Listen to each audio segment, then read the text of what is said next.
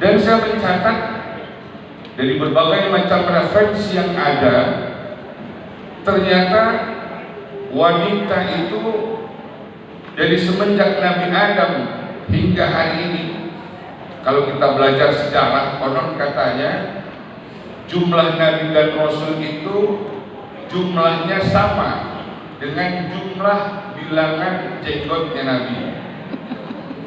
Jenggotnya Nabi itu berjumlah 124.000 helai. Jadi kalau saya mungkin nggak sampai 2.000 ya, paling 113. Jumlah jenggotnya Nabi ada 124.000, dan itu menandakan adanya Nabi yang dikirim oleh Allah ke muka bumi ini jumlahnya 124.000. 124.000 itu yang Nabi dan Rasul 313. Dan yang wajib kita kenal seperti dijelaskan dalam Al-Quran berjumlah 25 orang. Nabi dan Rasul 312. Dari 25 Nabi dan Rasul, ternyata ada beberapa Nabi yang memang tidak menikah. Artinya belum punya istri, tidak ada wanita yang mendampinginya. Kalau Nabi Adam kita tahu istrinya satu juga, namanya Siti Hawa. Itu juga pada saat turun ke surga, jauh Nabi Adam adanya di Hindi, kemudian Siti Hawa adanya di Jeddah. Kata Jeddah ternyata maknanya adalah nenek.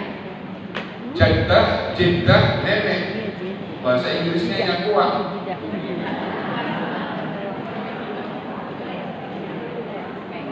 Dan itu jauh jaraknya.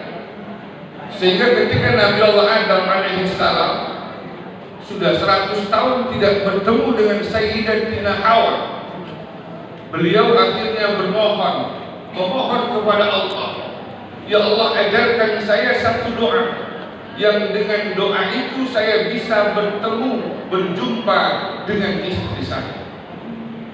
Dan ternyata Allah ajarkan doa kepada Nabi Allah Adam alaihissalam. Doa itu berbunyi, Rabbana zalamna anfusana wa illam taghfir lana wa tarhamna lanakunanna minal khasirin. Kadang kita bertanya, Nabi Adam mohon kepada Allah agar bertemu dengan istrinya, tapi kok Allah mengajarkan doanya Rabbana zalamna? Dan Rabbana zalamna anfusana ini ternyata memang doa yang udah tua sekali ini doa, karena Allah ajarkan kepada Nabi Adam. Artinya doa ini sudah dibaca oleh Nabi Allah Adam alaihissalam atas perintah Allah ketika ada keinginan Nabi Adam untuk berjumpa dengan sang istri tercinta karena sudah 100 tahun tidak bertemu.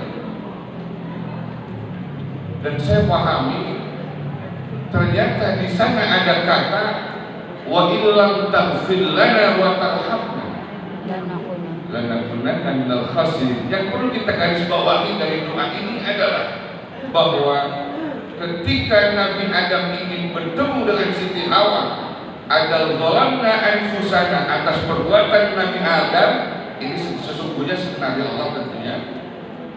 Akhirnya beliau harus minta ampun kepada Allah. Kalau sudah minta ampun kepada Allah wa tarhamna, nanti Allah akan berikan rahmatnya. Allah akan berikan kasih sayangnya, dan kasih sayangnya itu dalam bahasa Arab disebut rahmah. Allah turunkan rahmatnya di satu bukit yang kemudian hari ini kita kenal dengan Jabal Rahmah, dan ini menjadi magnet yang dapat menarik antara Nabi Adam dan Siti Hawa. Terjadilah pertemuan Nabi Adam dan Siti Hawa. Jadi karena Allah turunkan rahmat di atas bukit, maka hari ini monumen itu hingga hari ini kita ziarahi, kita datang berkunjung dalam rangka mengenang peristiwa yang luar biasa, pertemuan manusia yakni Nabi Adam dan Siti Hawa berada di Jabal Rahmah tersebut. Dan beliau punya istri namanya Siti Hawa. Ibu-ibu hadirin sekalian yang saya hormati, saya berapa menit ini sudah? 10 menit ini. Baru mulai. jam. Kan nanti yang susah sebutkan. Kalau 124.000 Nabi dan Rasul, saya lihat itu tidak lengkap sejarah mencatat tentang keberadaan istri-istri mereka. 124. Dari 25 Nabi dan Rasul saja, saya melihat para mu'arikhin, ahli-ahli tarikh itu banyak yang tidak mencantumkan istri-istri para Nabi yang 25. Kalau Nabi Adam kita tahu istrinya adalah Siti Hawa. Ibunda Siti Hawa. Nabi Idris, siapa istrinya? Nggak tahu. Nabi Idris istrinya pasti wanita. Ah, iyalah. Kita sedang membahas tentang wanita. Nabi Idris. Kemudian itu Nabi Idris sebetulnya bukan nama asli ya. Nabi Idris itu namanya Idris itu dolar. Idris artinya yang banyak deres, yang banyak belajar. Itu Idris. Kemudian Nabi Allah Sis alaihi salam. Kali ini tercatat dalam sejarah. Nabi Sis alaihi salam itu beliau adalah putra bungsunya Nabi Adam yang kelahirannya tidak dengan perempuan ternyata. Dalam sebuah kitab yang berjudul An-Nurul Mubin dijelaskan ternyata Nabi Allah Idris alaihissalam bungsunya Nabi Adam itu lahir kembar bersama dengan seorang laki-laki juga yang bernama Yafis namanya.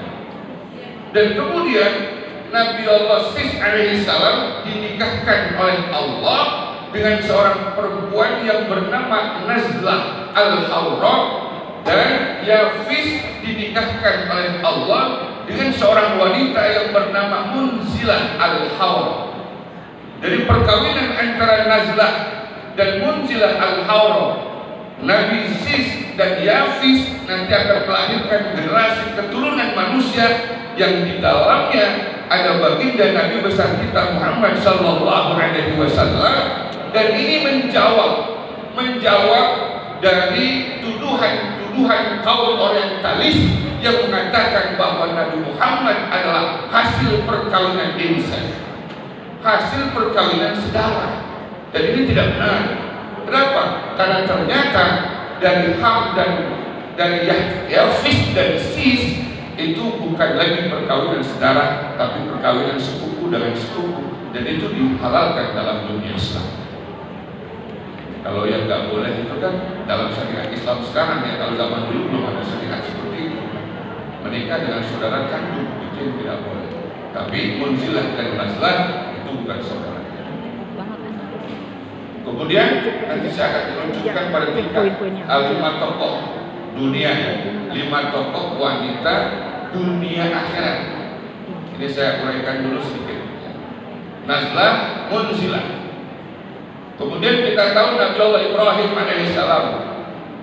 Nabi Ibrahim ternyata sejarah mencatat itu istrinya 5 apa 4? Oh, Nabi Ibrahim istrinya 4 apa 5? 2. Dikit amat tuh. Sarah sama siapa lagi? Nabi Ibrahim istrinya ternyata 4 ya. Yang utama Sarah. Sama yang bolak-balik sa'i itu. Yang pertama istrinya Nabi Ibrahim dia Siti Sarah. Ya. Ternyata Siti Sarah itu profesinya sebagai tabibah, seorang dokter kalau sekarang. Siti Sarah. Kemudian yang kedua baru Siti Hajar. Ibu tolong sebutannya bukan pakai huruf H ya, pakai huruf H. Hajar. Hajar itu adalah seorang wanita berkulit hitam yang dijadikan budak oleh sang raja. Hakikatnya Siti Hajar ini bapaknya adalah seorang raja, kemudian dikalahkan kerajaannya sehingga Siti Hajar dijadikan budak oleh raja pada saat itu. Dan Siti Hajar itu adalah merupakan hasil persembahan dari raja yang zalim tersebut yang diberikan kepada Siti Sarah, karena pada saat itu raja yang zalim memiliki satu penyakit yang kalau sekarang bilang itu penyakit stroke. Di diobati oleh Siti Sarah bisa sembuh. Cuma karena memang dia nakal, saat sudah sembuh dia ingin menyentuh Siti Sarah. Saat disentuh, keplek lagi tangannya. Disembuhkan lagi, keplek lagi. Apa sembuh lagi, pengen megang lagi, keplek lagi, sampai 3 kali keplek.